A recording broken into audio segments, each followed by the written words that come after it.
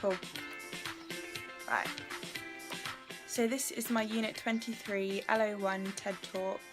I'll be discussing the purposes and techniques of a variety of multi-camera productions using examples in a multi-camera video recorded TED Talk. So I'll be analysing and critiquing the pros and cons of different approaches to multi-camera production. So there's two different types of programme formats. There's live events, which is like news channels, football stadiums, like where around the arena there's multiple cameras around it to capture everything that goes on, and also music festivals like Reading Festival. They'll have cameras going around the festival and there'll be a big screen at the top by the stage that will show the audience what the camera is picking up at that time. And there's also studio productions like Melissa and Joey, which is a studio performed in a live studio with a live studio audience, and there's also a screen that has that shows the audience what the camera is picking up, because the actors acts live on stage, so the audience can actually see what it would look like on TV, which is quite cool. And also X Factor, which is another obvious one, where it's a live studio audience and the camera's all around, and on the side of the stage there's the screens which you can see what would be on TV. I'm just going to move this over here. So the different reasons for multi-camera use. So the first reason I'm going to talk about is coverage of action. So the first reason is you can capture a big scene at the same time.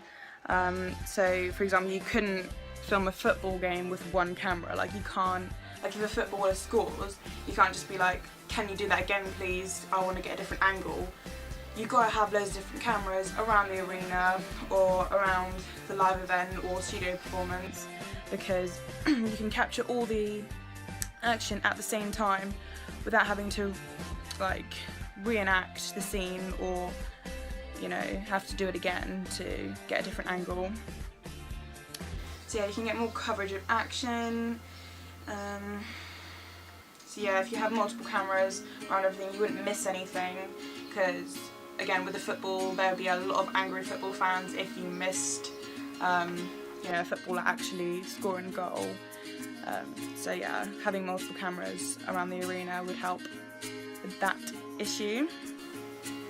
So another reason for multi-camera use is that you can communicate meaning to the viewer.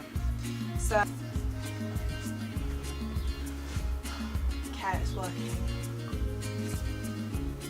Okay, so the SD card on this camera stopped recording because the SD card was full. So this is an advantagement, because if I only had one camera, then this camera here that I've got, wouldn't have saved me. Like, if I only had one SD card and one camera, then I would be screwed. But because I've got two cameras and two SD cards, with the advancement of multicam, I was able to save this. So, where was I? So it's easier to communicate meaning to the viewer with multicam, so you can get better coverage of action. The audience can see more, which means the audience are more inclined to get a better meaning of what's actually going on.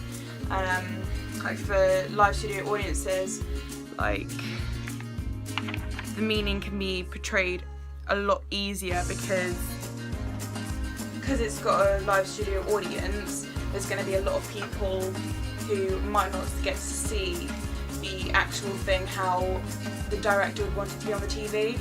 So by having multi-camera and having the screen able to be shown to the audience at the time of recording, it allows the audience to get a better meaning of what's actually going on, and they can see what people on the TV would see and see it better and more clearer and more detail.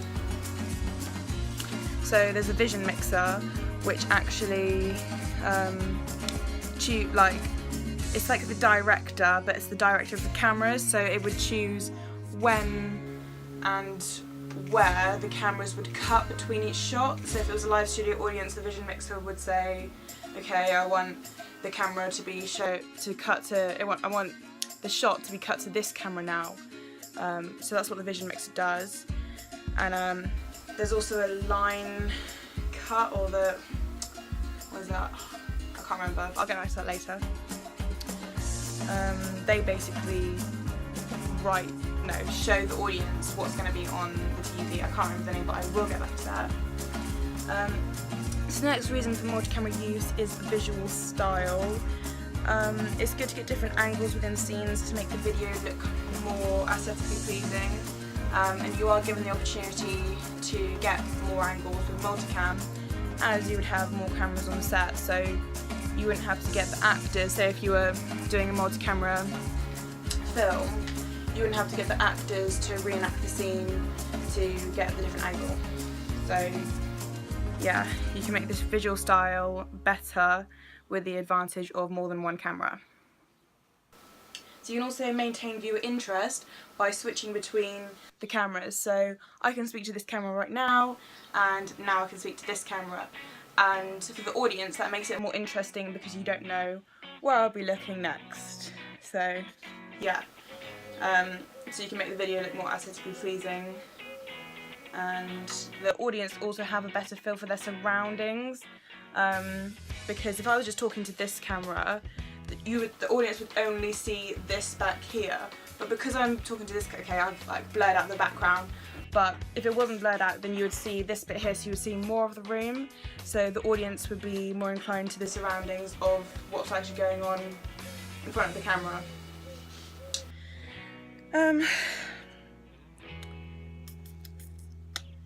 Yeah, and you can also see better points of view from different angles of the action for maintaining viewer interest, which can help.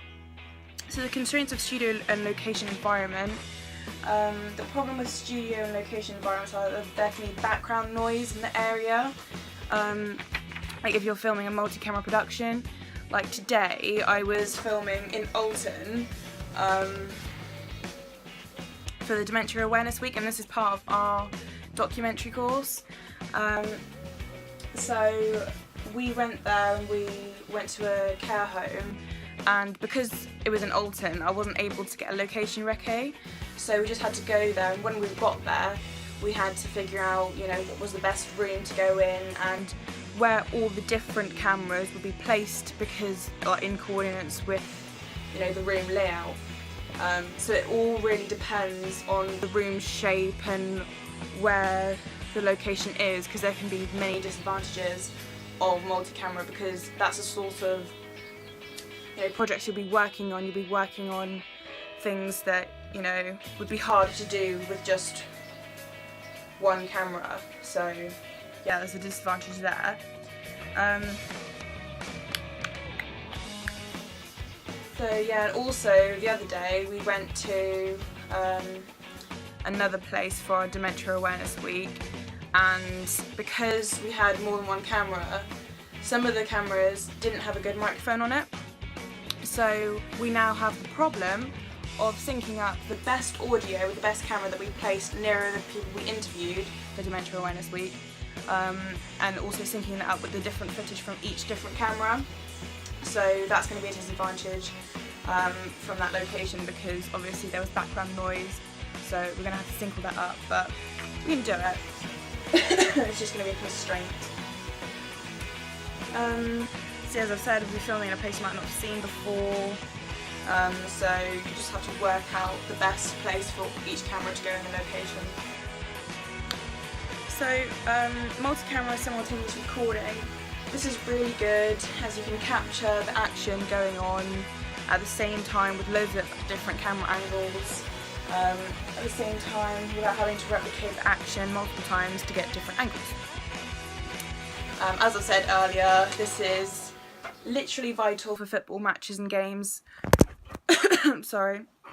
Because, you know, if you miss anything on a football match or a football game, then that is you basically fired. Because obviously you can't ask them to score again to get a different angle or everything like that, so you need multi-camera in that state because you can capture everything. So yeah, that's the advantage of simultaneous recording. And I think that is it for my TED Talk, so thank you very much for listening.